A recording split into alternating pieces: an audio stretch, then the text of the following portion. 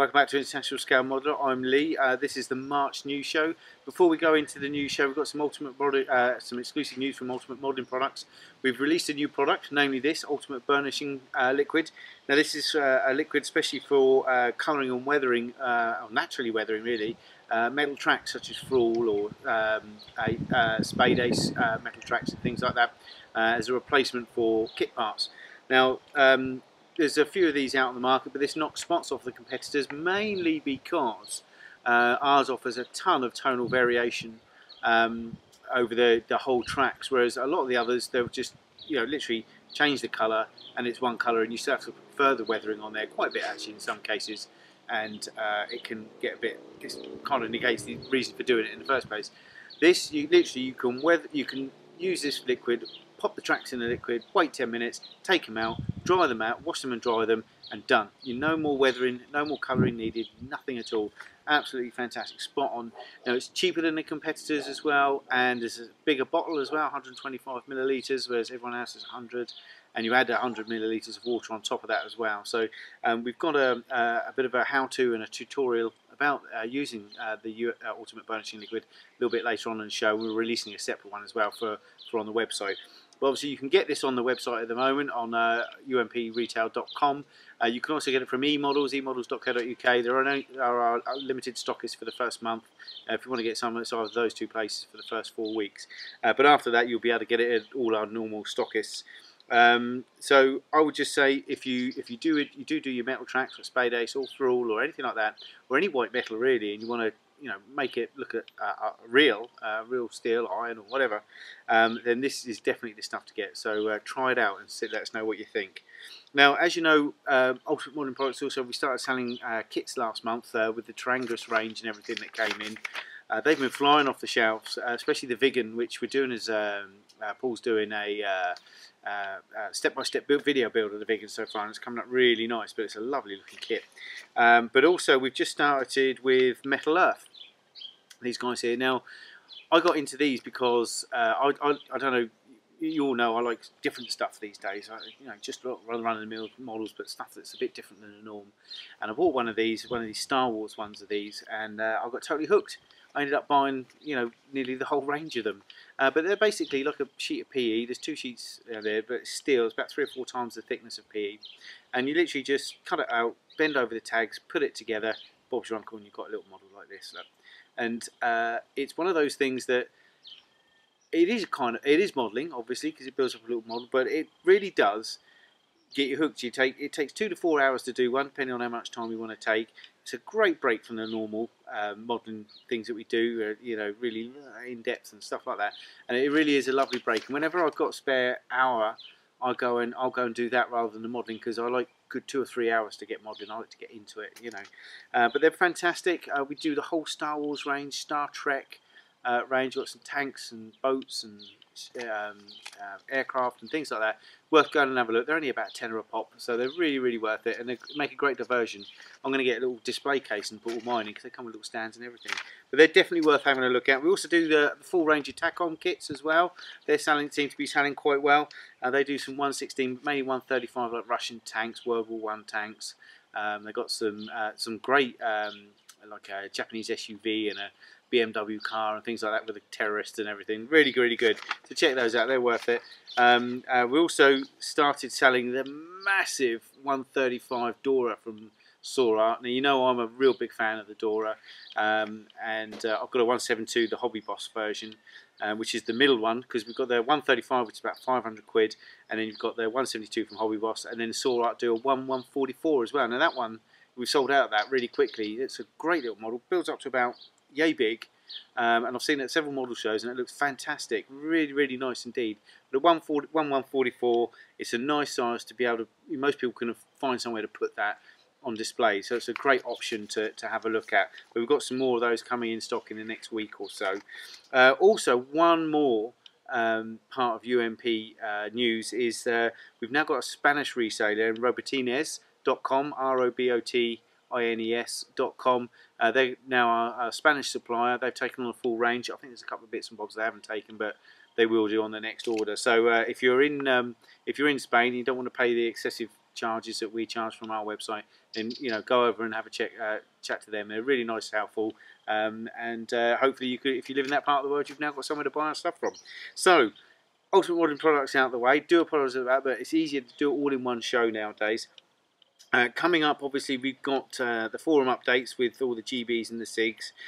Mine Paul's current build date, so I have a little build date this month. Hey, prize draw winners and everything, and obviously we've got some reviews. One is the Iwata Power Jet Plus compressor, which I've got to say a massive thanks to the guys at Graphic Air for supplying that to me, because I lost mine. I couldn't bring my all-fed one over from UK. It was too heavy. I got the cheap Chinese one that I did bring over, ended up breaking after 2 weeks. Sod's law. So I've been without a compressor for the last 4 weeks, and the guys at Graphic Air said, "Don't worry, we'll send you one over." So thank you very much to them. Great review. I've been very honest in it as well. So we've also got, obviously, Paul's done a little tutorial on the Ultimate Burnishing Liquid, and we've got a review of the AFE painting guide. I can't remember who's written it, but it's not a bad little book. So, without further ado, I think we're going to go over to Paul, and we're going to have a look at the tutorial on the new Ultimate Burnishing Liquid. Over to Paul.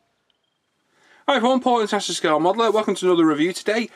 Today we've got the review of Ultimate Modelling Products brand new Burnishing Liquid. Myself and Lee just brought this onto the market. It's for burnishing and weathering the metal type tracks from the likes of Floor Model and Spade Ace.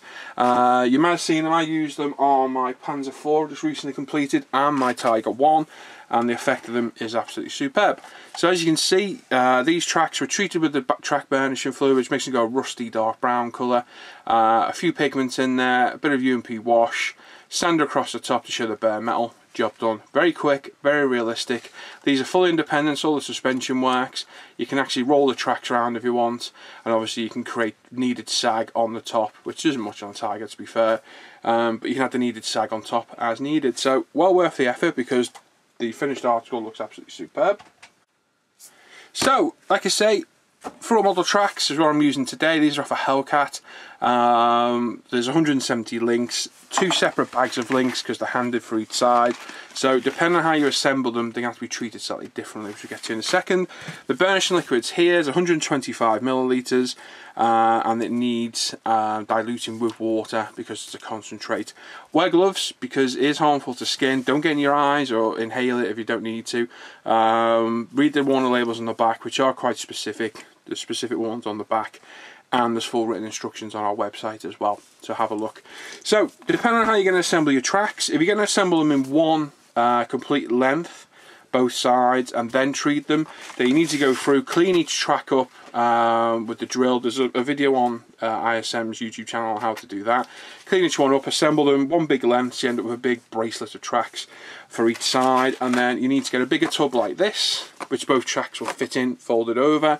You then put the whole bottle in, 125 ml in there, and then dilute that down with another 100 millilitres of water, which you can use our bottle again, fill it up to just below the neck. Put it in, mix it all around, pop the tracks in. If you've got a lid, put the lid on, give them a shake around, give them a brush or a brush, tip them around, get any air bubbles out if you can, and treat them that way. Leave them in there 10-15 minutes or overnight, 12 hours, depending on how dark you want them. You can see it go as you go, and we'll show it in a second, the difference.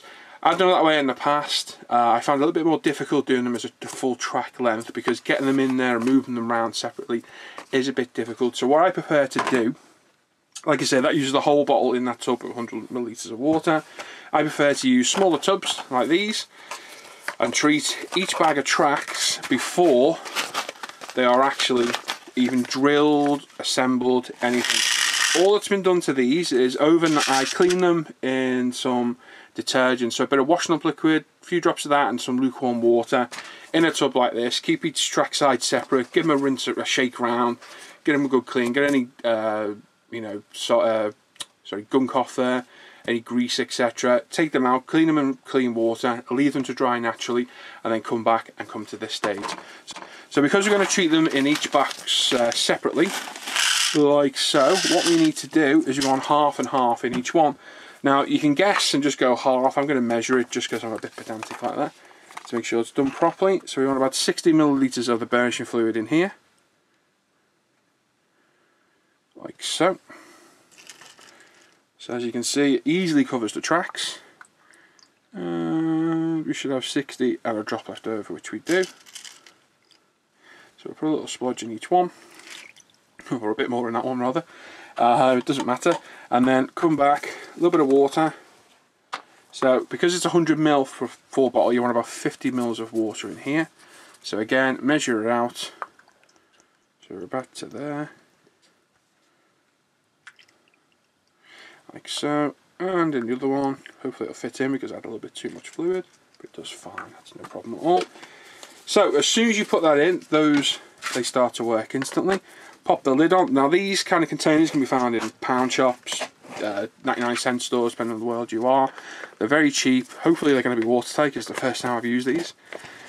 Pop them in, make sure you're in, and then this is why I prefer to do this way. We do have a little bit of leakage because that side's not locked on. There we go. So with this way, because they're loose, I find it easier to agitate. As you can see, I'm spilling a little bit.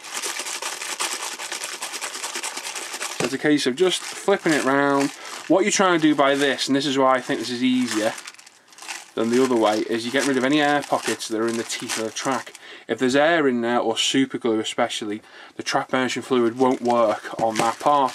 So make sure you keep agitating them, turn them round, roll them round, give them a shake, and as you're going through,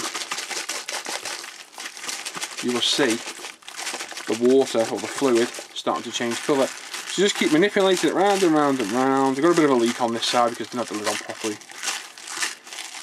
But literally keep doing that. As we can see inside, they are starting to change colour. I'd say 10-15 minutes is adequate for this. It should give you plenty of coverage, but depends how dark you want them. I'm going to leave mine overnight. I'm going to leave them 12 hours overnight. But I'll show you the effect. What we'll do, we'll cut and we'll come back in about 10 minutes and we'll see what they're like. So once they're agitated, I'm happy with all the air's out. Put them to one side. You can see there the water, the fluid's gone a lot darker, which shows it's starting to work. So I'm happy with that. If I look through the bottom, yep, they've started to work fantastically. So I'm going to leave that for 10 minutes and we'll come back in a minute and see how they're getting on. Okay, so it's been literally, not even 10 minutes, it's been about 7 minutes since we started doing this. I've left them to one side, had a quick look underneath, and they look absolutely spot on already. Whether I'll leave them overnight still, I do not know. I don't know if they need it. So we grab this side, I'll grab one out, we'll dry it off. In fact, we'll grab several, just at random, to see how they're done. Just going to dry them off quickly. Don't forget, keep your gloves on. Don't get this stuff on your fingers. Don't touch your eyes or anything like that, because it is not nice at all for your skin. So there we go. So we pop that over there. So as you can see, the colour of the fluid's gone a lot darker than it was. If I grab that one and bring it up to the camera, you can see how nicely brown they have gone. Now when you take it out, once you're happy with the colour you've got, get all your your loose track links out of the fluid into a different container with clean water. Keep them separate still, don't mix them up, and give them a good rinse in clean water, because clean water neutralises the burnishing fluid effect. Then lay them out on a clean piece of kitchen paper. Again, keep them separate, spread them out, and leave them naturally to dry overnight. But I think you'll admit that is a really nice colour on those already. That's literally after 5 to 7 minutes of being in the fluid, and obviously the longer you leave it, the darker it's going to go. But for me, that is a fantastic colour, and I think that is about done for me. I am more than happy with that colour. If we grab the other one as well, just quickly to show you that both are like the same. Obviously I added more fluid to one side by accident, but it doesn't matter. It's not the amount, it's the how concentrated it is. And obviously because we thinned it with water, it's taken it down. You have to be exact, but again, exactly the same.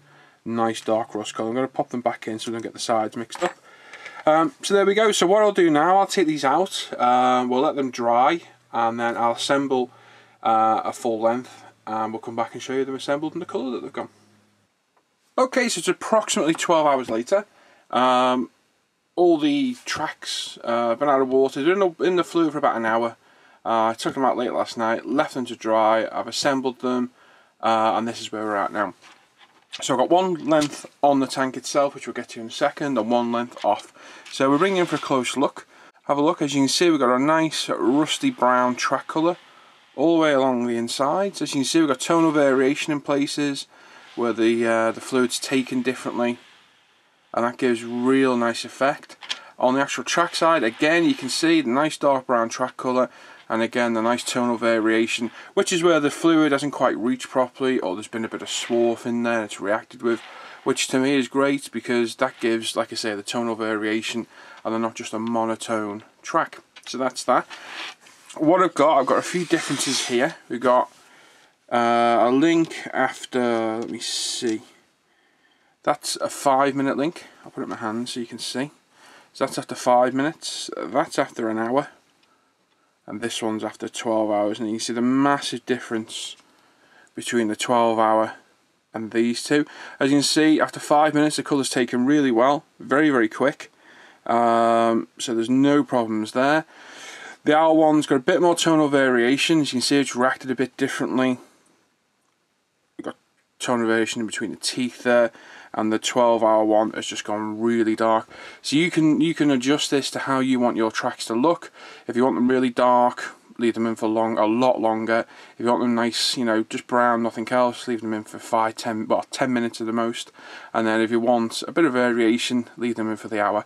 Like I say, totally up to you, but you can see real dark, real light, and the in-between of a little bit of tonal difference. So that's the effect of leaving it in for that long.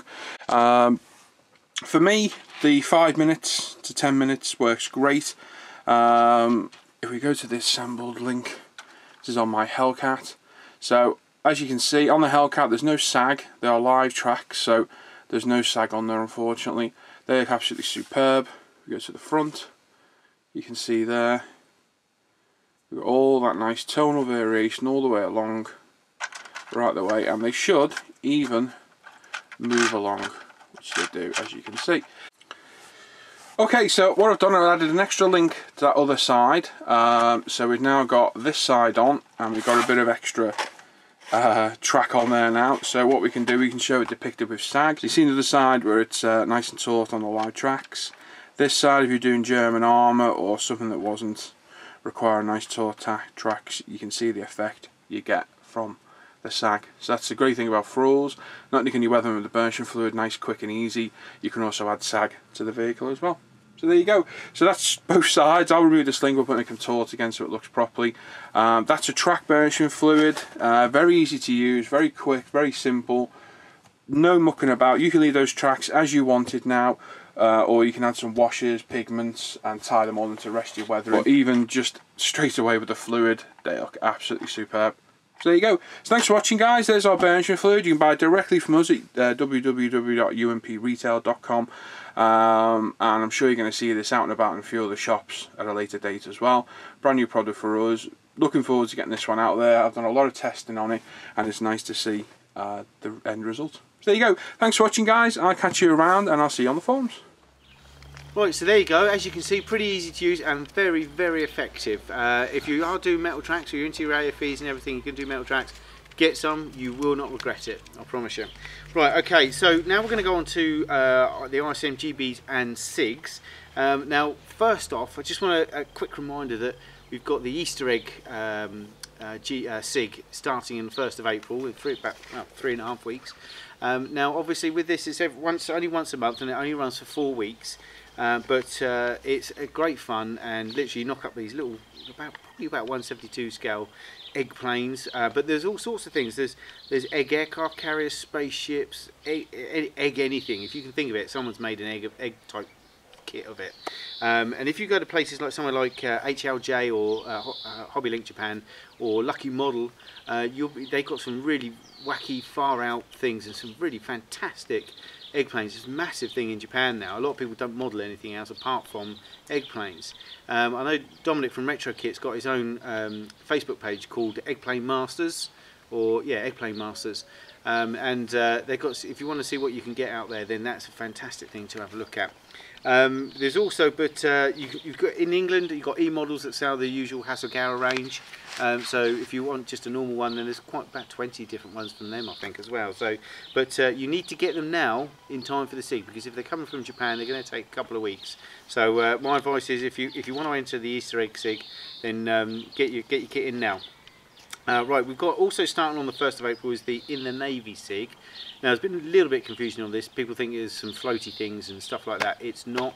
It's just naval aircraft. It doesn't matter what country, what era, you know, any scenario, whatever you like, as long as it's an naval aircraft, then it's in. Not boats, I'm afraid.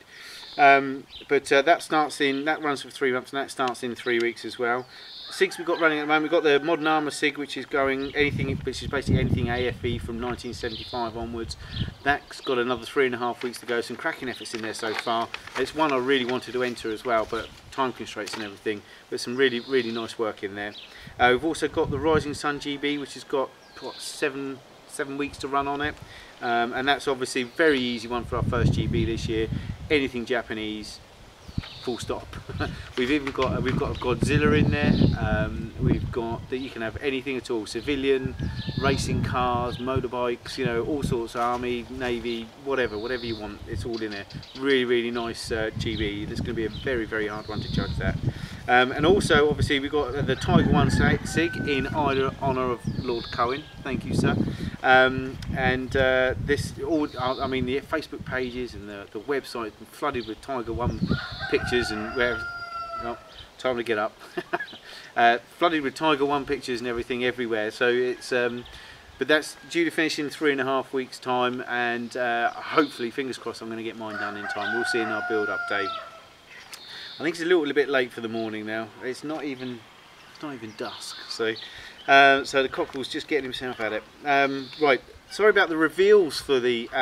We've still got 2 reveals to go from last year: the Vietnam GB and the 6 military wheels or more. We just, time is a constraint. I've kind of delegated a bit of that to Paul. Paul's going to do the SiGs, I'll do the GBs. So Paul's done the. Oh God. We've already released one of the SiGs, okay, and the long-term GB one, that's it, the Sheriff of Doom one. He's going to do the 6 military wheels or more in the next week or so, and I shall try and get the Vietnam one out next weekend. I've booked a day off at the end of next week to film it and edit it and everything. Fingers crossed I don't get too busy, I have to cancel it. So hopefully that'll be out next weekend. Obviously, where we've been so busy, what with UMP, the new products, mod company, and moving and whatever, blah blah blah blah blah. So I do apologise about that, but they will be out very soon. We've got to get them out before the next lot finish anyway. Right, so now we're going to go over to show you a review of the Iwata PowerJet Plus compressor. I've got the seagulls having a go now. That I got from the guys at graphichair.co.uk. I just want to say a massive thank you to Mike at graphichair.co.uk for supplying this for me. You knew I was in trouble with my compressor and everything. I had quite a lot of problems with, you know, couldn't bring my oil one over. I had to bring my cheap Chinese one. That was on the way out anyway, and it conked out literally just as I finished my Meng 172 F104. So that was lucky that that was done. But I haven't been able to do any spraying or modelling for, well, what, 5-6 weeks now. So now I've got to try and crack on with this Tiger if I can. But thank you to those. So let's go and have a look at this jet. I've given a very honest review of it, and let's see what you think. Welcome back to International Scale Modder. I'm Lee. Today we're going to do a review of a compressor here. Now a few of you might know that recently I moved to Menorca in Spain, in the Balearic Islands, and I had a bit of a problem with my existing compressor. I had a cheap old Chinese one that was on its way out. The guys, I got one of the Bambi BB8 oil compressors, really nice one. Very big unit though, very heavy. I couldn't get it over, couldn't get it shipped over without it getting damaged. And I couldn't get it in the car. Once I got everything else in the car, like all the electronics, the house stuff and things like that, there just wasn't any room in it. So I've been out in Menorca, and literally within 3 weeks, 4 weeks of being here, I managed to get 2 models finished, and literally it just packed up. My old Chinese thing, you know, one of those 80 quid jobs off of eBay, which just completely packed up on me. It stopped working completely, so I haven't been able to do anything for a month. Now the nice guys over at graphichair.co.uk, sent me this to review and as a replacement. It's very kind of them. They're the guys that make this spray booth, the AS300D, which is probably industry standard for modelers. It's the best extractor out on the market at the moment. It's not cheap again, but it is the best. I've used several now, and nothing compares to this. You know, it clears a whole room. You don't really need to mask, although I've got to say you should wear a mask, even though you don't have to with that thing. It's really, really good. But anyway, they sent me this. I said I was after one. Obviously, I contributed a little bit towards it and everything, but they did say, well, they'll sort us out and send me one of these down. So I said I'll do a review on it. I've been aching to. I've had it a couple of days now, but I haven't had time to do the review, and it's been stuck in a box, and I want to get modelling again. So I want to get this review over and done with and get out the door. But this has got quite a good little few little secrets about it and everything. You look at it and think, oh, it's got no tank and all that sort of stuff. But as we go through, you'll see. But I'll tell you now, the tank, it's actually got a ½ litre tank, but it's the handle itself. The whole handle here is the air tank, which is absolutely fantastic. It's really good. Such a good space saver as well. Brilliant little unit. I haven't had it out of the box yet as well, so I can't wait to get in there. So I think, without further ado, let's hop on and have a look. We'll unbox it, and then we'll unhook everything, hook it all up, and then see what it performs like. Right, let's go over and have a look inside the box. Right, okay, so this is the Iwata Studio Series Power Jet Plus. Now, as I say, this is one of those things that it is a high end of the compressor market. I think it's over £300. We'll flash the price up in a minute. So it's one of those that's quite a specialist piece of equipment, and it's the top of its range. I think this is the highest one they do in their studio series. Iwata doing a studio series. Obviously, it's recommended for all Iwata airbrushes, but obviously you can use any airbrush at all with it. Now, it's made for a lot of different things. You can pretty much use it for most of all the things you want to do, like graphics, automotive repairs, sign making, bakery, fingernails, models, fine arts, all sorts of stuff. So it's recommended for any airbrush application, basically. But on the box, you can see there's a nice picture and all the doody-da, bits and bobs and all that sort of stuff about it. A bit more about what's inside the box: carry tank handle, moisture filter, airbrush holder, on-off switch. Woo! It's got an on-off switch. But there you go. So what I'm going to do now, I'm going to have a look at inside the box. It's, obviously, I've opened the top, but I haven't got anything out yet. So it comes in. The box itself is nice and sturdy. It's really thick. It's double cardboard. Inside we've got. Let's just get everything out.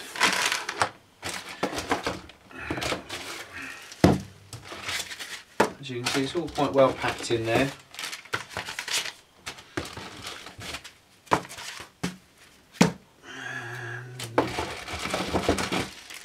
These little bits and bobs out first. As you can see, it's got all this packing foam in there, which is good stuff because I can use that. Right, now, after looking at it, first impressions, I have to say, very, very sturdy. It's a good weight. I think it weighs in all told, when you put everything together, about 7 kilos, something like that. So it's a nice weight. You can feel it's very sturdy. That's not going to break, or even if, I think if you drop that, the actual frame itself, the handle itself will protect it. But it feels very solid, very stable. It's not like those cheap Chinese ones where you look at them and you think, yeah, I don't want to knock that really. That looks really good, I have to say, as you can see. All the way around, and you can see where this air thing in the hose is in the handle. I think it's actually a fantastic idea. But as you go around, there you go. I mean, a few specs about it. It comes with quarter horsepower induction motor, which is nice. There's a ½ litre air tank inside here. And I think the working pressure is something, obviously from 0 to, I think it's around 60 psi, which is pretty comparable with most of them. What I do know is that, after reading up a bit about it, is that you can run up to 4 airbrushes at the same time with this going. Obviously you've got these 2 pistons here. So apparently you can run 4 airbrushes quite easily on that. Now, I would imagine that the motor would be going all time when you're doing that, so it might not be a great thing, because I'm not yet to hear how loud this is, but I'm sure it's not as quiet as my Bambi one. But apparently it's got smart technology in it. It allows switching, reduces the running time and motor wear and things like this at 40 psi, and then switches off when it gets to a higher psi.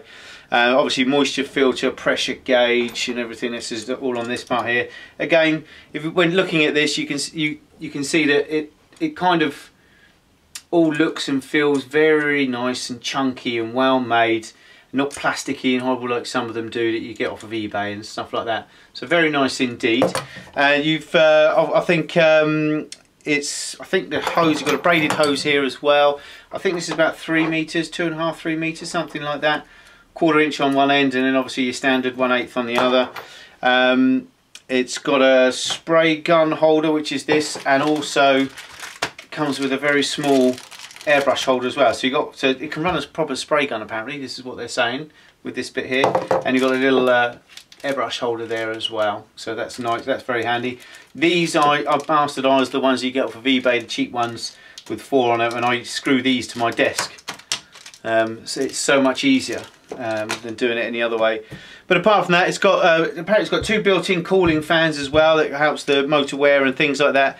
It says the noise level is about 50 to 58 decibels, which is, I think most of the Chinese ones you get off the internet are you know, upper 60s, 70s, somewhere around that sort of thing, if I remember rightly. But I've got to say, it does feel really, really sturdy. It's like, you know, when that's on, that's not going to move.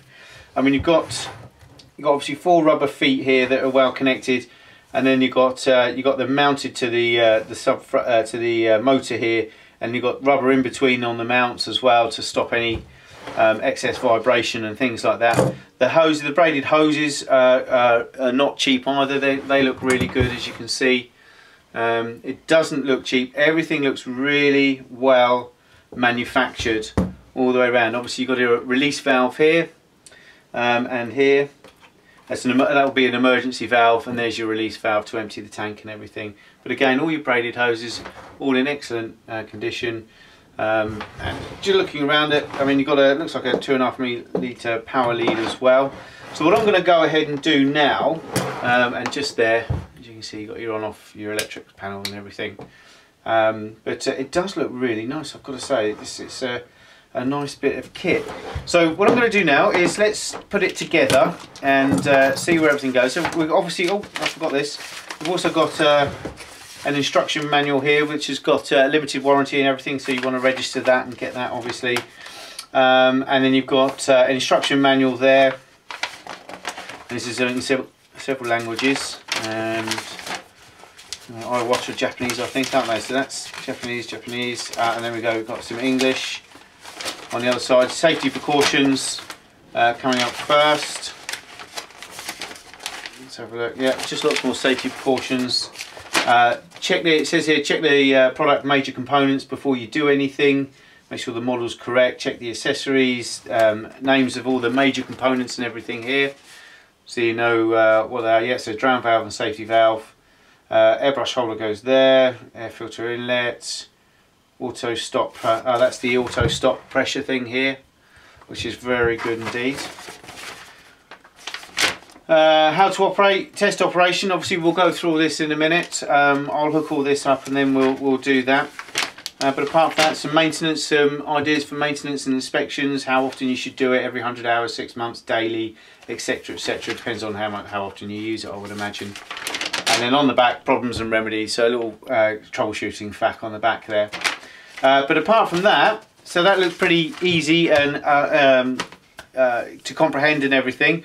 What I'm going to do is I'm going to pop all this together and then we'll come back and see what we've got. Right, okay then, so you can see that I've put it all together now. That took me a grand total of about 3 or 4 minutes, if that. Basically I've put on the water trap and pressure regulator.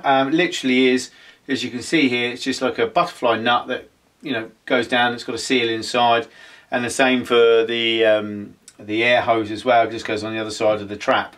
Trap is quite simple to use. It's literally one of those ones that you obviously remember to empty every now and then if you get a lot of moisture in your house. I've put this little airbrush holder on. Where's my airbrush? So you can see, you can leave it on the edge like that, which is actually kind of handy. I'll go into that a little bit later. But so what I've done, I've also put on the end here, I've put on a quick release valve, so that won't start the air won't come out and everything when we turn it on. Now, as you can see here, you've got the pressure gauge and everything. So I'm going to run it up now for the first time, and we'll see how long it takes to fill up from 0 pressure, and the noise, and how long it goes up to. I don't know what it's set at the moment, so we'll have to see. But I'm going to set it at 25 psi, which is about what I spray it normally. So I'm just going to turn it on. So here we go.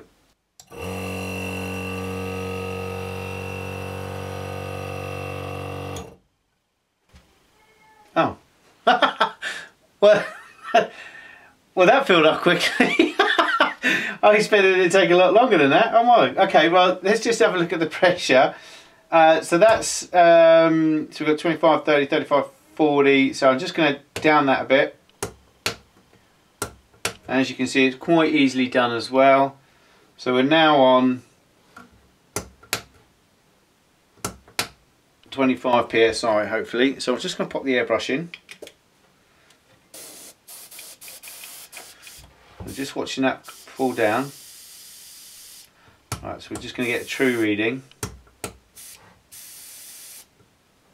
Because what you're going to do, what you're going to remember is when you spray and you press down for the air, it may look like the gauge is saying 25, but once you spray, you're spraying at a few psi less. Well, that fills up a bit quick, doesn't it?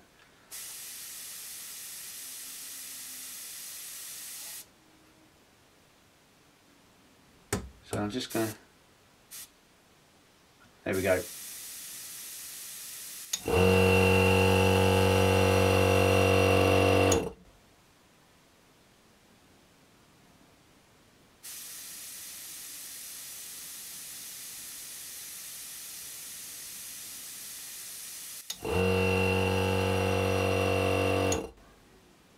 So you can see there, it actually takes a second to fill up. It's not that loud actually, it's not that intrusive. I'm just going to bump up the pressure up to 40. Okay, now the only instance that I could think of that you would spray at 40 is if you're spraying extra acrylics matte coat, which is you spray it neat and it needs to be about 40 to 50 psi. But it's the only time I can imagine using something that high. So I'm just I've just hit it now, so we're gonna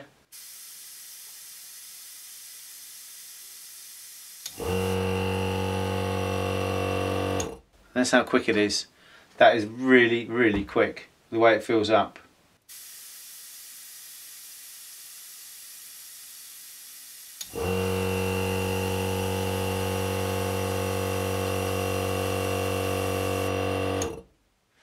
Really good indeed. Now I'm just going to down that a bit more.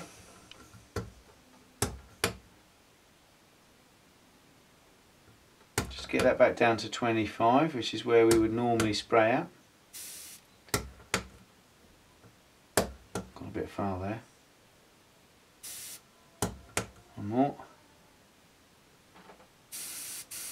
Yeah, so on the gauge, if you have a look here, I've got it set at 27.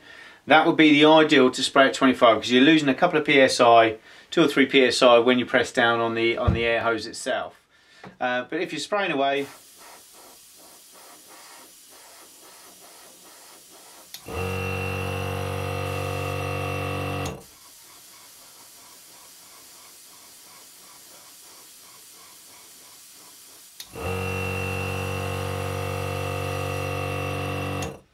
I love the way that cuts in and out really quickly. Obviously the difference between this and maybe some of the other ones is the fact that this has only got a ½ litre tank, whereas a lot of the other ones have a litre tank. Now all that does is going to double the time it takes between charges, between each time it charges up. So I'm quite happy with that. That is such a really, it's for a piston oilless compressor that's really quiet. I'm just going to one more go on that.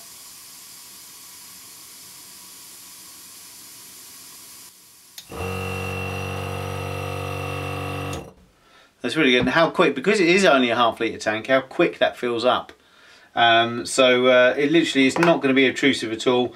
You're going to be doing a spraying. I mean, you're not continuously spraying all the time anyway, but you're going to get a wing done before it charges and things like that on a 148 or something like that. So far, very, very impressed. And I have to say a massive thank you to the guys at Graphic Air already straight away. So what we're going to do now is I'm just going to move everything around a bit, get this set up so it's permanently in my spray bay. Oh, the one thing I forgot to mention is, on here, the good thing about this, because of the way this nut is, as you can see, you've got these big flanges on there to turn it.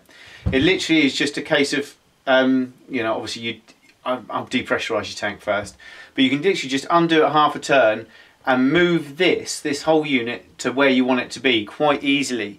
And what that means is that obviously we never always sit above our compressors looking down at the gauge, so it means you can move this to an angle that's ideal for you, so you can just quickly glance over and look at it. So I really do like that idea. But so far, so absolutely fantastic. So let's get it hooked up and into the spray bay and see how she performs. Actually, I thought just before I do that, I just thought I'd give you a comparison between the cheap Chinese version, which is this one here, which is my kaput one, and obviously the PowerJet Plus from Iwata. Now, as you can see, size-wise, this is smaller, it's more compact, and it's a lot less noisier. I'd say this is a good 15 decibels louder than this one. As I say, you can see here, you've got the piston and the motor here, and you've got a big, I would imagine that's a 2 litre tank, actually, a 3 litre air tank on this one. So that's quite a good tank. That's the only thing that this has over this. This is only a ½ litre tank, but I can negate that just for the fact that that is absolutely a fantastic piece of kit. Right, okay, so let's go over to the spray bay. Right, okay then, so what I'm going to do now is just going to do a quick spray test. I mean, it doesn't have to be too involved. I mean, compressors spray, they spray. So I'm just going to put some AK primer in there, unthinned, spraying at about, let's have a look, 24 to 25 psi. Yep. Okay, now what I'm going to do is I'm just going to do a couple of few sprays and things like that. It is charged, apart from the little bit I've just done there, so we'll see how we do. So nice big.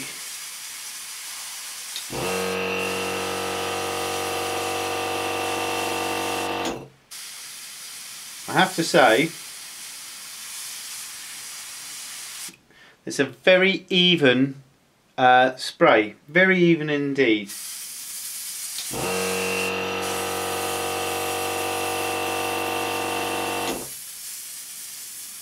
Yeah, it's like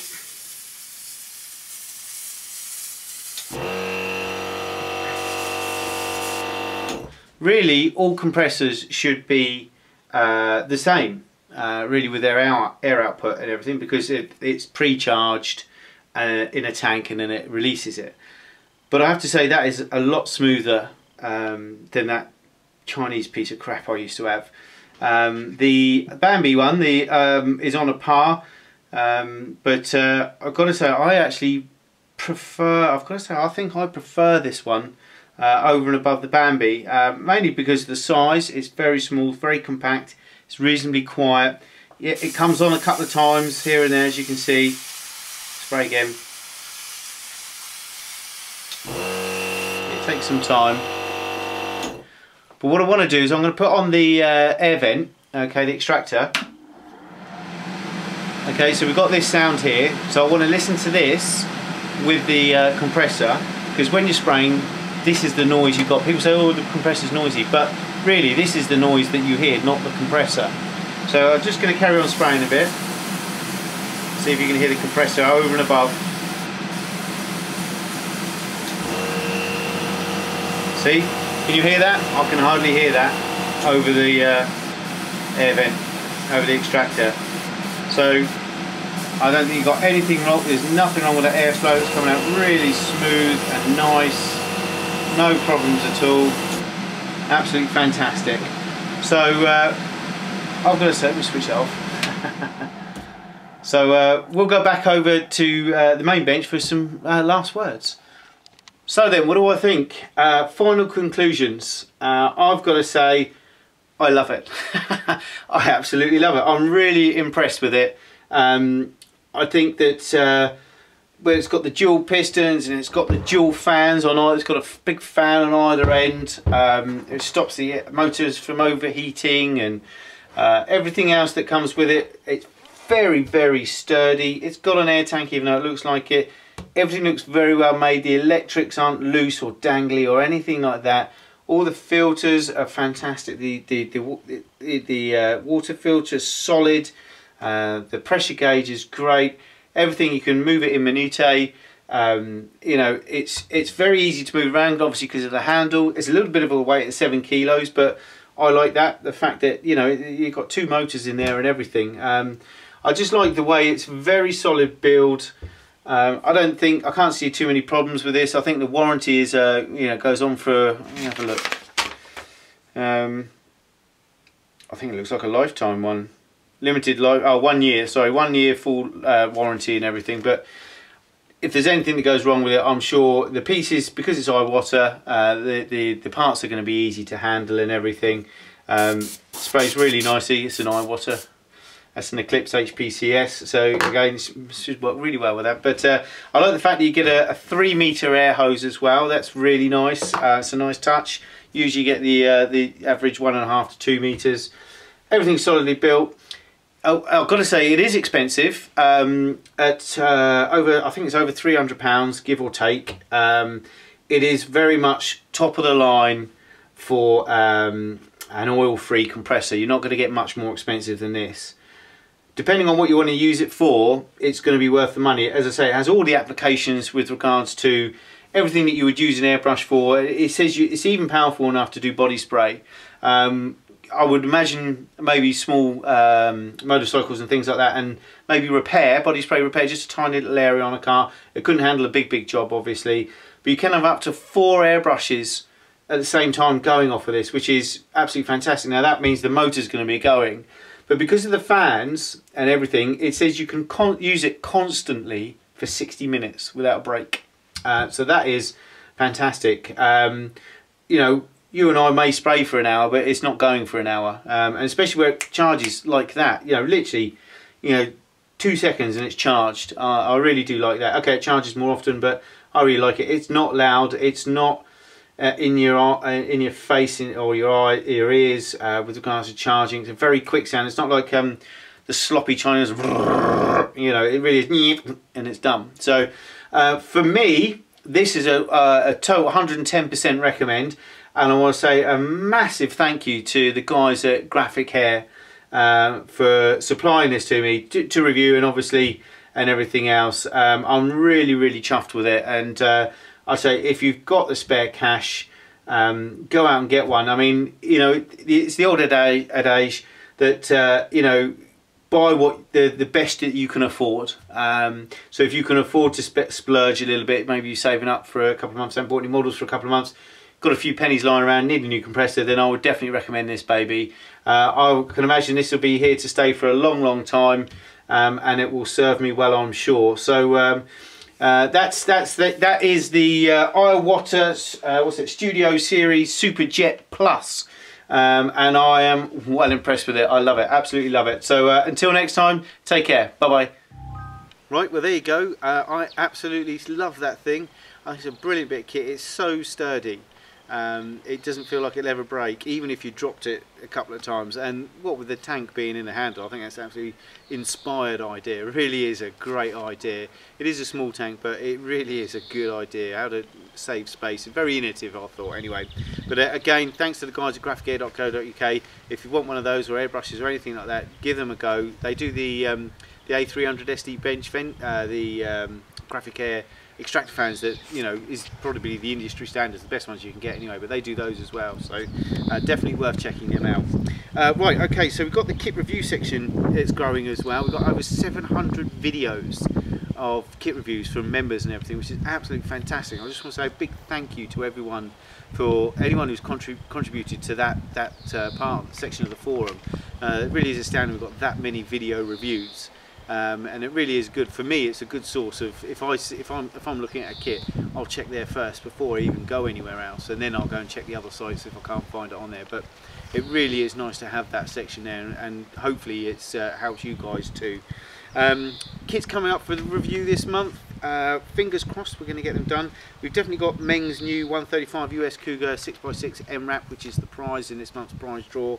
Fantastic looking kit. I'm going to try and get the Monogram 124 Lamborghini Diablo out as well, and the Tamiya 135 German 8-ton semi-track with a FAC 37 on there, and because that's one of the kits I want to do this year as well. So hopefully we'll have a few reviews this month. We've done a couple already this month, so it's not too bad. So I think now we'll go on to the monthly prize draw. Right, as normal, before we do the prize draw, can I just say, if you do win a prize, or if you win any of the prizes in the SiGs, the GBs, anything like that, please send me a PM with a photograph with your winnings and your model if you like, and everything as well. It's really nice to add people's you know, accomplishments to the Rose Gallery and everything. Really nice indeed. So please remember to do that. So there's two prizes this month. We've got the first prize, which is the 135 of the Dragon Black Label 135 Saladin Mark II armoured car, which was kindly donated by E-Models. And from Ultimate Modern Products, we've got the ISM thinner and cleaner bundle with a PE placer as well. So the winner of the Dragon 135 Saladin Mark II is AMS VKNG from Amsterdam in the Netherlands. Well done, AMS VKNG. Not a very easy one to say, but yeah, so well done to you. The next prize, which is the Ultimate Thinner and Cleaner with a PE placer as well, goes to JDog 102398. That's JDog 102398 from Illinois in the USA. Both really easy names to say this month, so thanks for that, guys. But well done to you too. If you want to PM me your names and addresses on the site, we'll get these out to you ASAP. Right, okay, so now we're going to go over to Paul's review of the AFV book. I can't for the life of me remember the name of it. I've got a copy of it upstairs. I've read it, and it's not a bad little book at all. But over to Paul. Hey guys, Paul, International Scale Modeler. Another review to you today. It's another book review. This is the painting guide for AFV of World War II and Modern Era. It's a historic and collections book, which is it's distributed by Casemate UK. Now, there's actually an offer on for this book at the minute. If you go to the forum, internationalscalemodeler.com, look in the book section, there's a thread. It's entitled Casemate Top 10 Modelling Books. I think it's the very first thread up there below the stickies. There's a code in there that if you buy this book from Casemate UK, on your checkout you go to the discount code, put in there top 10 in capital letters, so Tango, Oscar, Papa, top 10, you'll get 10% off the book. I think the book retails for about £17, £17.99 off the top of my head from them. I've got the figure painting one. I think I reviewed that a while back. I can't remember if I did now or not. And that's fantastic. As soon as I saw this, I thought that's going to be a great book. I'll have to get it, and I did.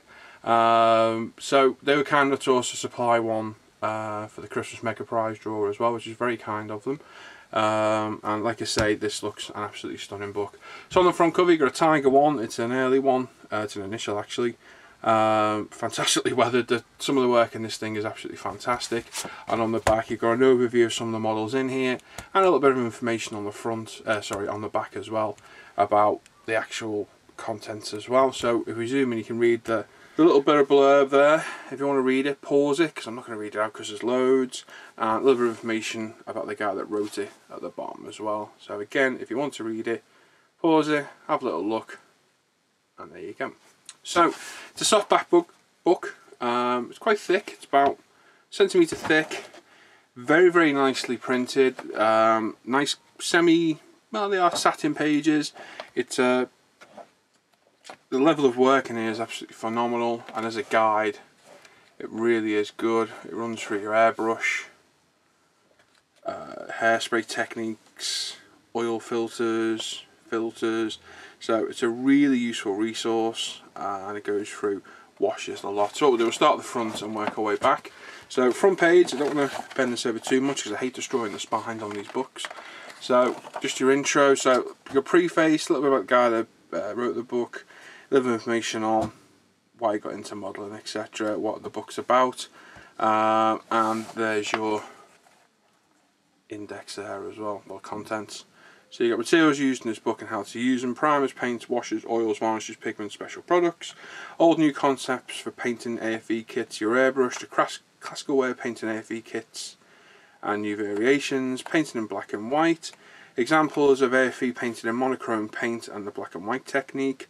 There's a Pantograph Wagon B2 and a BT7, Tiger 1, M1078 and a Tyron 5. I didn't even notice a Tyron 5 in this, I'll have to have a look. Gallery and your epilogue as well.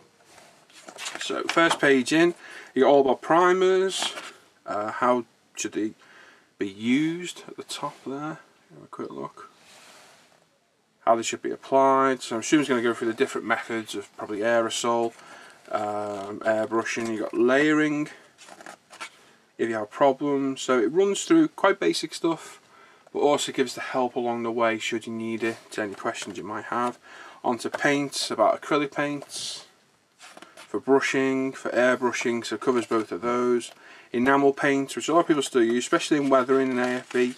I've moved more to oils, which is the same thing really, but I used to just have a load of enamel paints and I moved on to oils, which I find a lot easier to use, to be honest. So it runs through enamel paints, their uses, how to use them for weathering, onto washes. So it's basically going step by step through all the products you need to get the effects desired. I'm just having a quick look. I'll be honest, I've barely looked at this book since I've had it. I try and save looking at them until I'm reviewing them, so it is like my first look. And I've had this since November, so I've been dying to read it. You got Tiger 1 there, so she's given an oil pin wash, as you can see. It's a closer up camera, you can have a look. It's a 148 by the look of it. I think it's a 48, it looks like it. You got a truck cab there as well, which you can give an over pin wash. You can see the effect. Once you let that dry, you wipe it off and you're left behind with a fantastic look. So it tells you how to run through using the washes, his favourite brands of oils, etc. And then we move on to oils, funnily enough. You got a use there for the oils. So a little table which goes through like raw umber, Winsor and Newton, which is a general wash, dark dirt and mud. Mix of black to have a nice palette of dark and wet mud. All through different colours, the different manufacturers he prefers. I'm not sure why he prefers different manufacturers, maybe there's different properties to each one. I stick to the 502 MIG ones myself, find them a lot better. Moving on to fading, directional weathering with oils.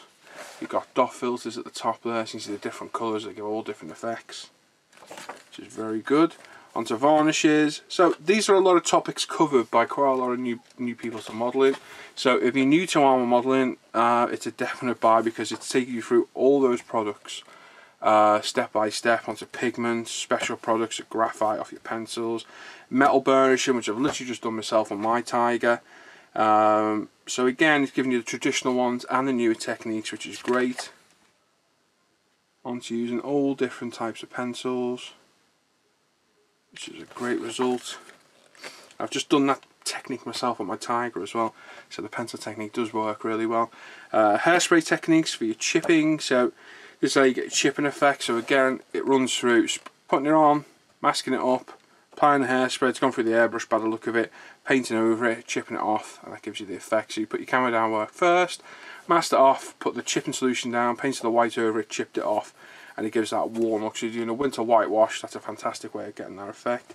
Texture paint, Tamiya, these are fairly new on the market, the Tamiya ones and the Vallejo, so running you through these. So it's great that it goes through the older style techniques people have used for years and onto newer ones as well. Obviously for the hairspray there is also the chipping fluid solution that make an AK sell.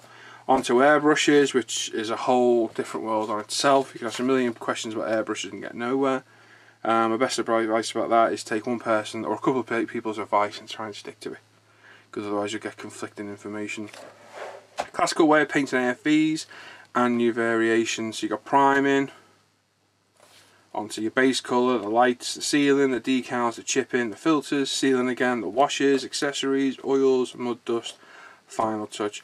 So this is giving you a basic run through of the steps to do in your modelling, which again is a very, very a valuable source. It also tells you what for and the precautions. So that's an invaluable piece of information there. So you want to have a look at that. Pause it. You can screenshot it if you can get a clear enough screenshot, and you've got a nice little bit of information there for free. Go and buy the book though, it is a fantastic book, well worth getting. And then onto advanced painting guide for modelers. So this is a different technique. So you're priming, pre-shading, base colour, highlights, shadows, acrylic highlighting, sealing, decals, chipping, filters, sealing, washes, accessories, oils, vertical weathering, mud dust, and the final touch. So that's a bit more of an advanced side of the modelling there, which again, it's great, gives you, a starting point and something to aim to when you get further on in your modelling career as such. Painting in black and white, so this is giving you different tones.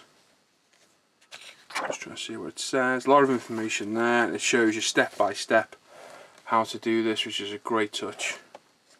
It's a real nice, clear, concise book. The pictures are very clear. A lot of information there as well, so as a resource it's very good, and again gives you the full breakdown of the guide for painting in black and white. So very, very nice touch, step by step, and then using transparencies for base colour. So that'll be another useful technique. A lot of techniques in there really is. Time to work. So this is running through different techniques. Gotta say the Tarot 5 is absolutely beautiful at the bottom. Fantastic, and the Tiger one is absolutely stunning. So you got a Panzerkampfwagen B2, which is a resin kit by the look of it. And it's taking you through step by step, the build, priming, pre-shading, your base colours, highlighting, through to chipping, weathering. So again, quite in-depth, step by step onto exhaust, dust effects, etc. So it does go quite in-depth, quite good. The finished article looks absolutely superb. Very nice. Onto the BT7, which somebody just built one of these. I think it was Cohen, Mike, pretty sure he built a BT7. And again, step by step, you build, priming, all the way through. So it's a quite in-depth guide. It is rather impressive actually. Like I say, I've very carefully looked at it very quickly when I bought it, but I have been saving it for review, so this is my first time really seeing it as well. And I'm quite impressed at the guides and the techniques it's using, because some of them look they're going to be really over the top. The likes of this highlighting that with a really bright green, but then when you look further on it just vanishes into the model. So it's a very nice touch. And again, superbly finished model at the end. Very, very nice. So superb work. Tiger, obviously one of my favourite subjects. This is a Tiger initial, which my mate Nigel is actually building at the minute. So it's your winter camp with black tiger stripes. And again, sorry about the kids screaming outside, I don't know what's going on, somebody's been murdered by the sound of it. Again, onto your build, your preparation, your priming, shading the panels, highlighting. Every step along the way. That's rather impressive. That's going to look really nice when it's done, that one. I know my mate Nigel is using this guide at the minute on his, because we were talking about it this morning. So it's a useful guide. He's found it very useful, and so will I, because I have this exact tiger in my stash as well, in the exact same camo scheme. Applying mud. The mud looks absolutely fantastic there. The tracks, so spraying the tracks, plastic tracks, making them look realistic. This one's quite in depth on the tiger actually. It's a very nice build. So literally step by step, every stage explaining what it's done. It's not going in a huge amount of depth for how it's done it, but it's giving you the general idea of what's been done. So it's a very good guide. That's a stunning looking tiger. That really is beautiful. I just get on that last picture there. In fact, I'll show you them all. Trying our new secondary close-up camera for the second time. Be the first time for you. I tried it on the vegan review, which is out soon. So save me zooming in on my first overhead camera. I've got the second one right behind it, zoomed in already. Makes life a bit easy, makes editing a bit longer, but it's worth it. This medium tactical vehicle, this truck, is, in fact I was talking about this last night to somebody else, and that thing is absolutely stunning. Literally filled the back of it up with a load of old junk. There's a UAV and all sorts in there. And it looks brilliant. And again, step by step, preparing the build, building it, onto your weathering. And the weathering is just absolutely superb. Beautiful.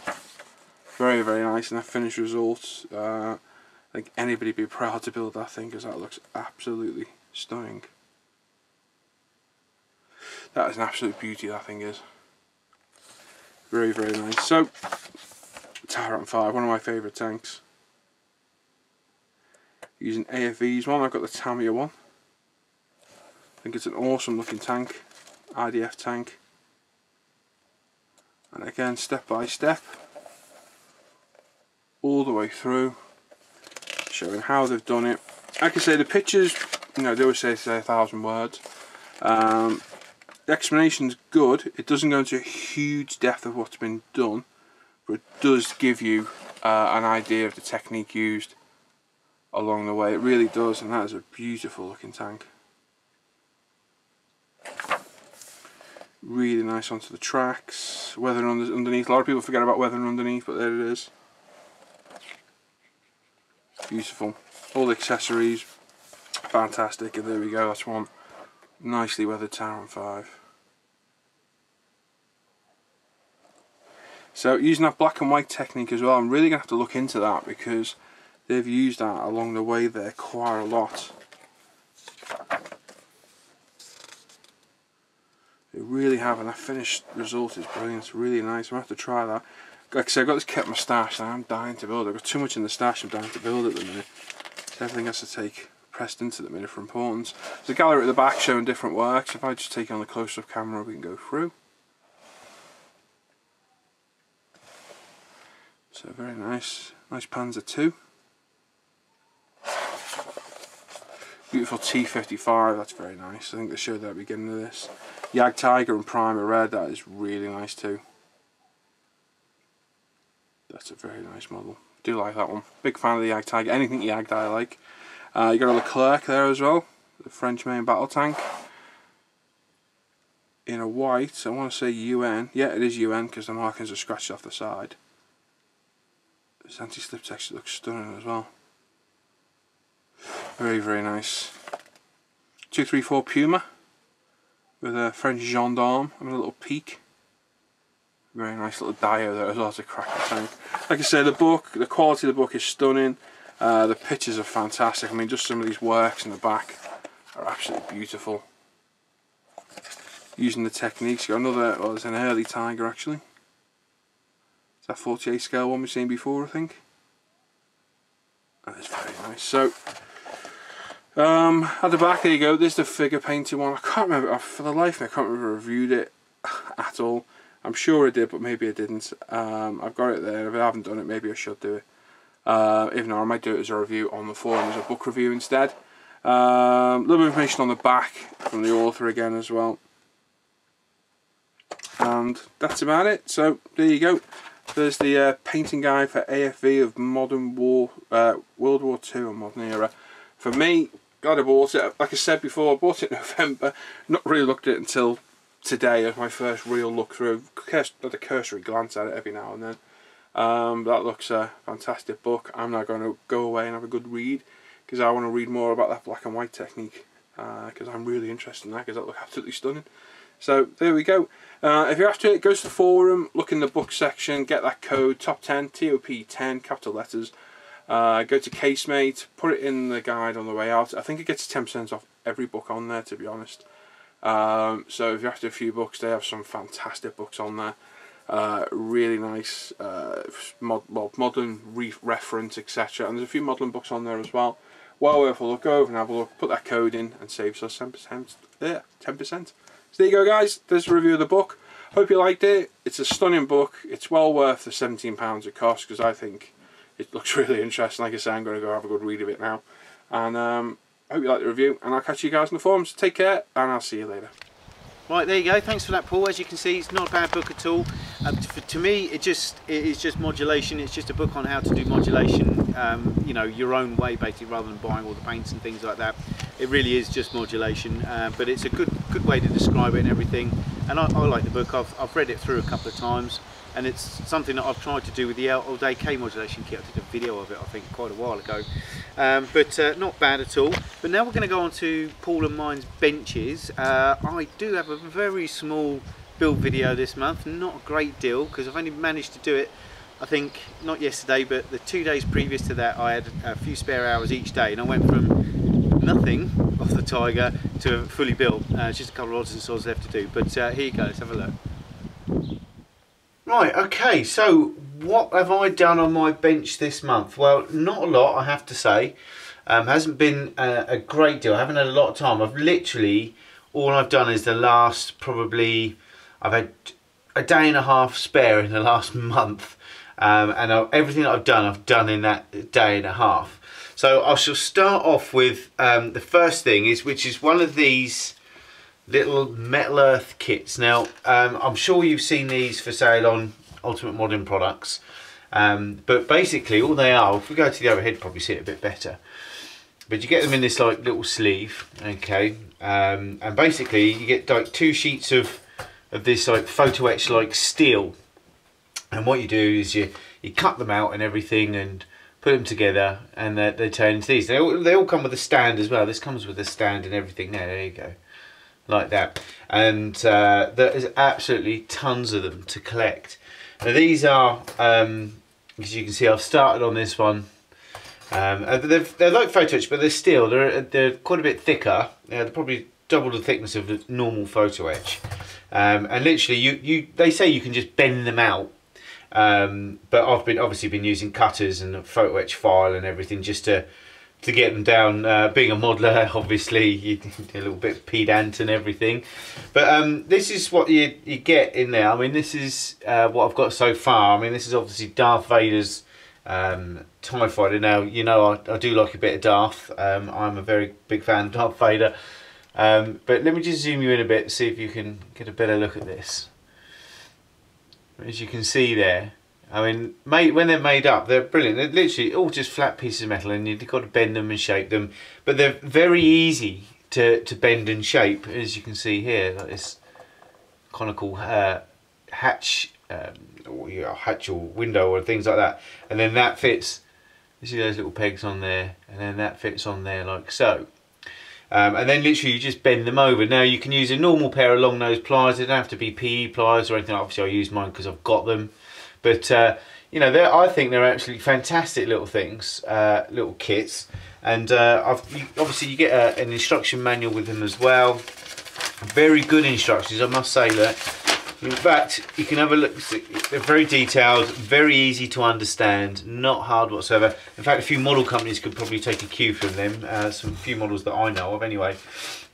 But I mean, I did kind of splurge, and I have to say that after starting out, obviously we sell them on UMP, so I do have access to them. But I've got a few. I've got the whole Star Wars collection. There's like there's Darth Vader's TIE Fighter, normal TIE Fighter, Destroyer Droid, Millennium Falcon, which is obviously next, Imperial Star Destroyer, X-Wing, an AT-AT, R2-D2, and then I've got a Tiger 1 tank and a Lancaster bomber.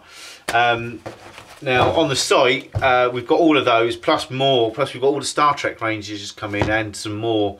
I think Sherman tanks and some more aircrafts and ships and things like that, Titanic and stuff like that. But I think they're absolutely fantastic. Now that took me, to get to that point, I think that took me about, I think it was about an hour and a half to get to that point. Now if you wanted to whiz through it, you could probably do the whole thing in 2 or 3 hours.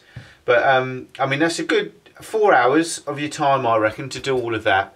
And I really like them. I think it's such a very simple idea, but they're very effective. And what I plan to do is, obviously they all come with their own little stands. I'm going to do loads of little tiny bases and then have them in one of those, you know, like the thimble racks.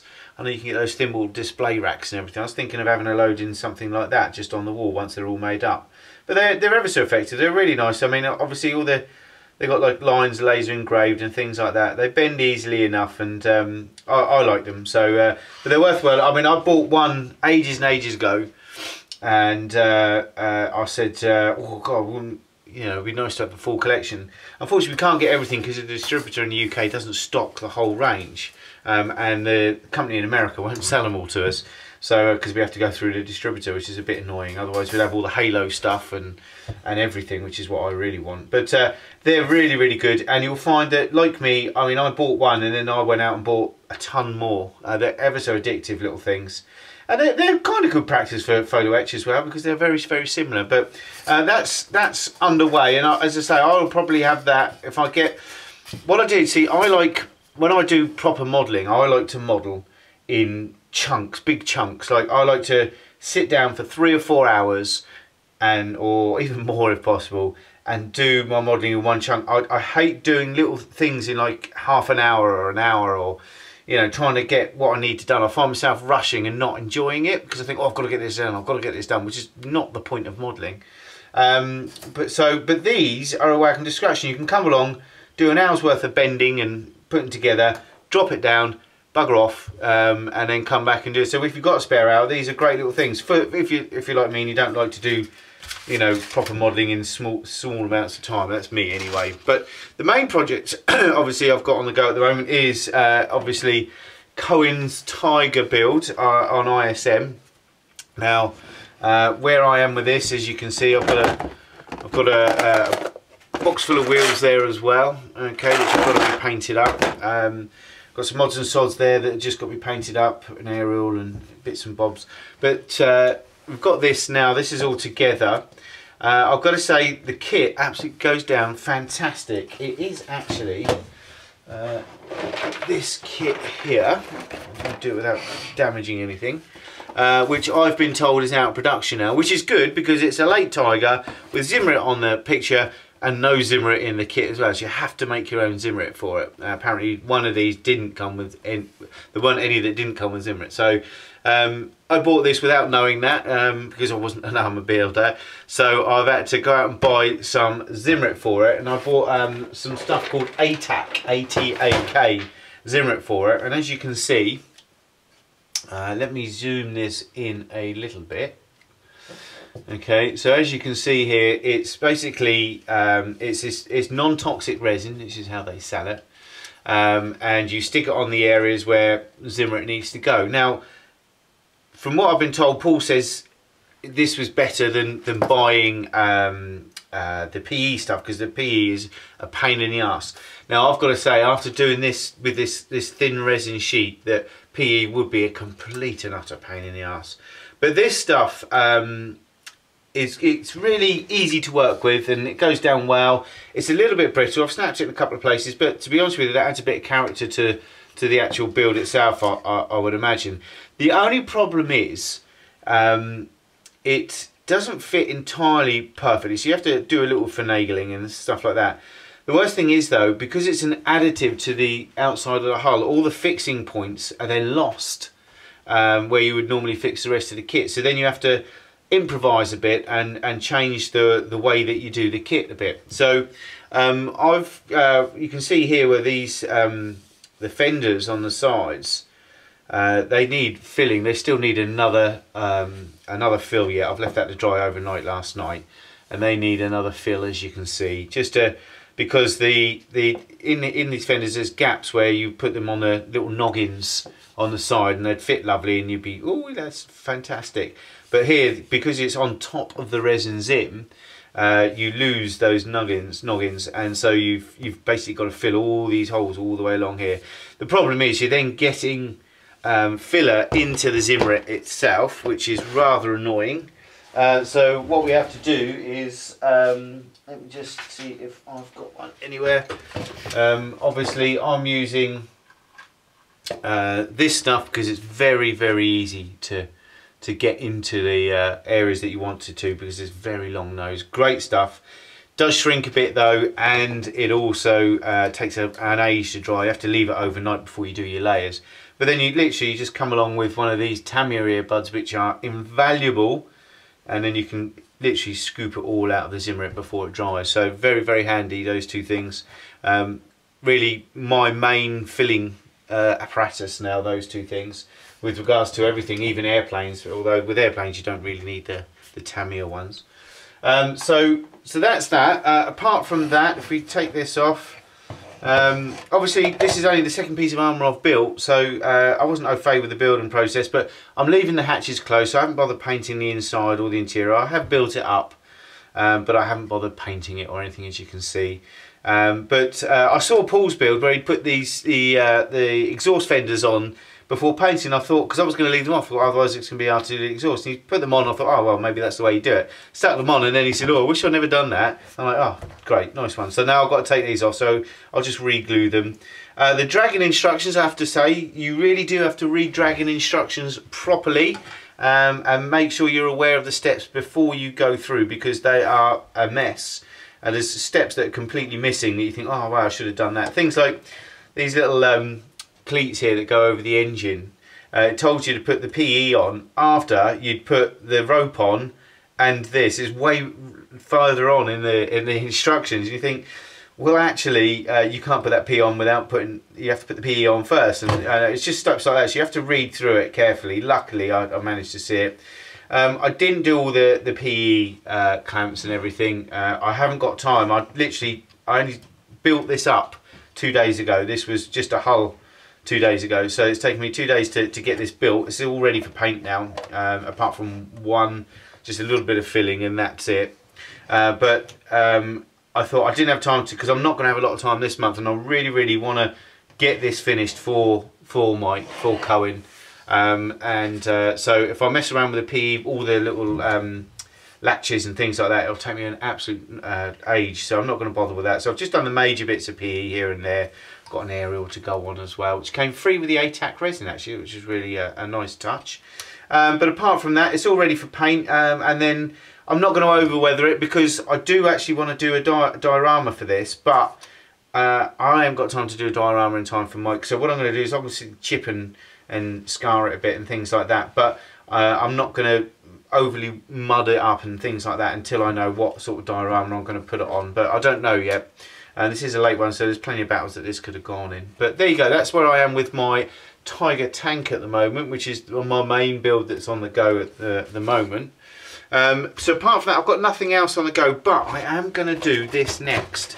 Now, obviously, I wanted to do the vegan, but with time constraints and things like that, we agreed that Paul should do it. So I'm going to do the Lanson, the J32B, which is a slightly older Tarangus kit. So I should do a review of it first and everything like that. But I mean, I've got, God, these boxes are ever so good. You've got no problem with the lids coming off these boxes. They're ever so tight.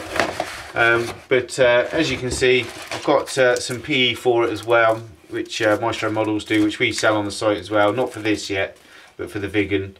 But yeah, so I've got all that lot as well. So I'm going to have a little play around. It looks like a nice kit with nice engraving and everything. But as I say, I haven't opened the bag and had a look at it or anything yet. So it'll be interesting to see what that looks like. So that is my bench at the moment. Hopefully I will have started this by finished the Tiger and started this by next month's new show. But apart from that, I may start this and something else if I finish the Tiger on time. So we'll see. I don't know what yet. But so that's me. So back to the show. Right, okay, there you go. I told you it wasn't a lot, was it? So, I've actually got a build update, which is always nice to do. So we're going to go over to Paul's part of the show now. Again, I think he's always doing a lot of work, so he's always got a lot on, bless him. So over to Paul. Let's see what he's got going on. Thanks, Lee. Hi everyone, welcome to my little section. Not much to talk about today, so we'll head over to get my look at my builds in a minute. First off, the vegan build's underway now. Part 1 went up to the day, so go and have a look at that if you want to follow that build. All the aftermarket's been shown in it.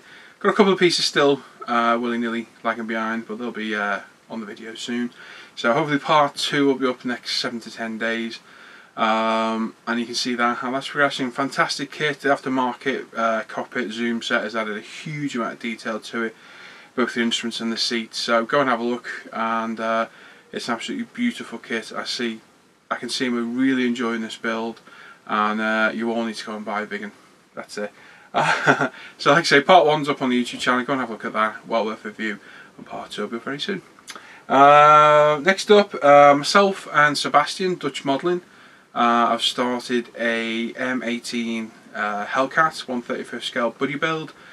There's myself, Sebastian, Charles and John is in it, so there's 4 of us so far.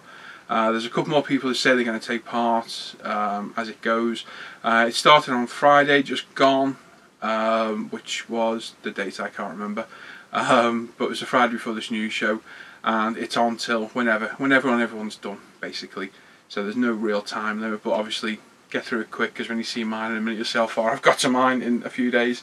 So yeah, any 1/35 scale M18 Hellcat, not the Super Hellcat, just a normal one. Come and join our buddy build and see how you get on with that. Hangouts, again, I know they're nothing to do with ISM, but because they're mine, I always give them a mention anyway. Great fun, been a real good laugh lately as usual. We did a tower speed build around the 7th of last month, I think I mentioned it in the last news show. That was great fun. We did 1/72 scale BF 109s. There's one due this month, not sure when, week or 2 away, and we're going to do 1/72 armour. So I don't think there's any space. There might be. If there is, give us a shout on Facebook and I'll tell you if there's any room in there or not on the day. But you can certainly come and watch. The link will go on ISM and you can watch. It's great fun, a lot of swearing, so be warned of that, because everyone's stressed trying to build something in 2 hours, which would normally take a week. That's it. Forum and Facebook are mentally busy. Facebook has been insanely busy this month. I've been posting a lot of stuff. I've been quite busy with my builds, as you'll see in a minute, so I've had plenty to post. The forum's as busy as ever, loads of interesting posts. The whole forum's full of bloody tigers at the minute, which isn't a bad thing, but every thread's about a tiger, so it's a bit daunting when you open the page and the whole first page is all tiger builds. But it's great, because I love tigers, so that's no problem at all. But yeah, Facebook and forum's great. If you're just on Facebook, or if you're not even on Facebook or the forum, come on over to both, sign up to the Facebook channel, like the page, and come over to the forum, join, register and join in. Because it's such great fun, you really are missing out not being a part of that community. They're both slightly separate communities, but they're absolutely brilliant. Great laugh, great fun, massive source of information and banter and a laugh and what have you, so it's definitely worth joining up for, so come on over and have a look. Last of all from me today, as you'll see in this video, and as Lee's probably already announced, Ultimate Modelling Products, myself and Lee have released a burnishing fluid for metal tracks, the types of Fruel and Spade Ace, etc. So I've released that today as a how to use the Fruel, sorry, the burnishing fluid on a set of Fruel tracks. That will get uploaded to our website for further reference for you guys as well. And incorporated in that, because that's the second part of another video I've done, showing how to assemble Fruel tracks. So it's a very quick video, be about 20 minutes long if that. Just showing you the very basic tools needed, how to drill them, insert the wires, etc., build them up, and then the video on the burnishing is added to that as well to show weather and what have you. I did a video ages ago, right back when we started the channel. That'll go, we'll delete that one because this one's more up to date, better cameras, better lighting, better camera angles, etc. So you should be able to see a lot easier as well. So that's added to this one, and over the next week or so, Leah released the full video on using the Fruel tracks as well, building. So that's it. So that's it for me today. Not much else to talk about really. Jermaine's 132 Big Bird build still trundling on the forum. A lot of entries in there. My SU30's up there. I haven't touched it at all this month. I feel ashamed. But Jermaine, yeah, great idea for a build. So come on over, join now if you want. It's very enjoyable. 8-foot Iceman, if you get his name right, is Jermaine's forum username. So if you want to enter, come on over. There's a whole section on the forum for it, and there's a section on the forum for the M18 buddy build as well. So certainly come on over and join them all, and we'll see you build on there. So that's enough all for me. We'll head over to the bench, have a look at my builds, and I'll catch you in a few seconds. Okay, onto my current builds.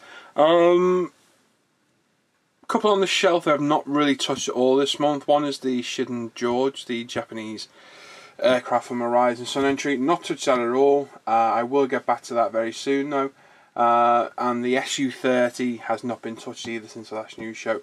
Bit of a busy doing armour, as you'll see in a second, so that's kept me entertained for the whole month. And obviously made a start on the vegan as well. So first off, we'll start off with something that was very nearly finished last time, but is now, all bar its crew. That's my Cyber Hobby Whitman's Last Tiger. It was very nearly done last time. Changed a few things from when you last seen it. We've added more mud, a bit more dust, We changed where the tracks or weather, I wasn't happy with that, so changed it up a little bit. Basically on the frills on the side, if you remember last time, they had different washes on. I've darkened those up and we've added a bit more tonal variation to it. The upper hull, obviously you can see straight inside because there's crew figures to go in there and there's no interior. But it's looking well. A little bit of mud to the back, as you can see, exhaust sooting and rust, etc. A bit of mud underneath. The track for the frills sadly goes as soon as you pick it up. It weighs a ton with them now, I'll give it that. A little bit of mud on the bow, as well as the spare track links, which need a bit of looking at. I'm not 100% convinced it look okay, but I've got dio base for this, which is behind me. I'll grab it in a second. Once I put in its dio base, I'll finalise the weathering just to where I like it. But this thing's absolutely a beautiful kit. It was a joy to build, and it's definitely one of my best pieces. I've really enjoyed building this. Absolutely superb, and even I think it looks good, and I never think my work looks good. I am far too critical.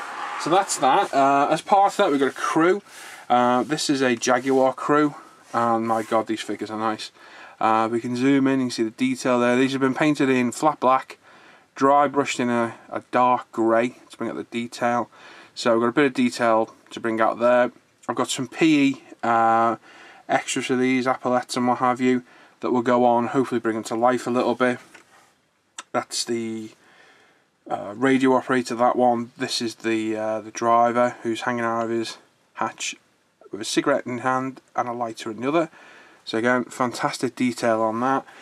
And this one will be depicting Mr. Whitman himself. So he sat on his turret, binoculars in hand, holster on his hip, awaiting thingy. Now they are headless, but all the heads are here.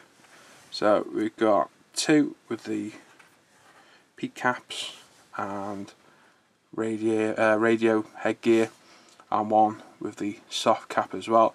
The face detail is very nice. They've literally, all they've had done is they were primed in black and they've had the base skin tone added. So there's a lot more to do to these to get them finished. Next up is something I started exactly 3 weeks tomorrow, and I finished this on Friday night. So there's about 16 days work in this. It's Cyber Hobby Panzer IV J. Excellent little kit, absolutely love building this thing. Frill tracks again, and again they were burnished using our ultimate burnishing fluid, which you'll see in this video as well, our brand new product which I've been testing for some time now. The Tiger tracks were done on it, these were done on it, and the upcoming Hellcat you'll see in a minute are getting done in it, which is what you see in the demo video. So we've added chipping, we've taken some of the shearsing off, the sides around there. We've added a damaged one here that's hanging off. Obviously the appropriate sag is available in the tracks, which is great. We've added filters, oiled off fading, chipping, etc, etc, rust streaks, mud underneath the hull, various colours, mud on the road wheels, and I'm happy with this. I think it's absolutely brilliant. First ever Panzer IV I've ever made. I think it looks good. The exhaust all rusted up, bit of mud on the running gear at the back. Tracks need a bit of toning down, and we need some dust effects on the side. But again, this will be incorporated in a dio. I'm not sure what with. This was just a quick build. The hatches are all closed up and everything on this, so there's no opening the hatches up. And the spare track links are loose, as you can see as well. They literally just slide in on the front bow plate, like so. So like I say, once I decide on its proper setting, this will be weathered up a little bit more and given a home on a dio, probably with another vehicle, with a crew outside the tank obviously. But lovely little kit, really enjoyed this. My first ever Panzer IV, awesome tank, awesome kit, and this, toss it between Tiger and this. I think this one's probably better, to be honest, probably one of my best pieces of armour work. And like I say, I did it in like 17 days, 16 days. So very happy with that. I've really got the armour bug back, which is nice because I went off it for ages. I know I built those aircraft, so nice to see this, and this is the reason why the two aircraft have not been touched, because we've been having such fun with this. So absolutely made up with that. Another, I think it's a decent build. I'm more than happy with it, so absolutely superb. So that was finished on Friday, and straight away, I immediately picked this up. and started a buddy build myself and Sebastian, Dutch Modelling. Check out his YouTube channel.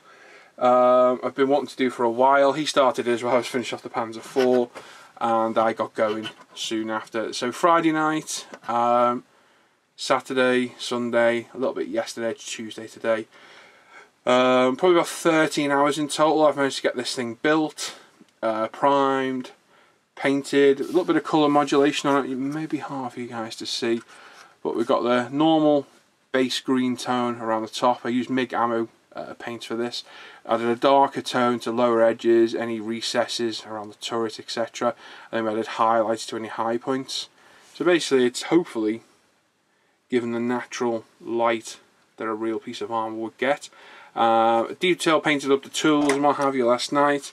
They've been given a single monotone wood colour for now, and the metal colour as well. I'll get that dry brushed so we get a bit of tonal difference in the wood.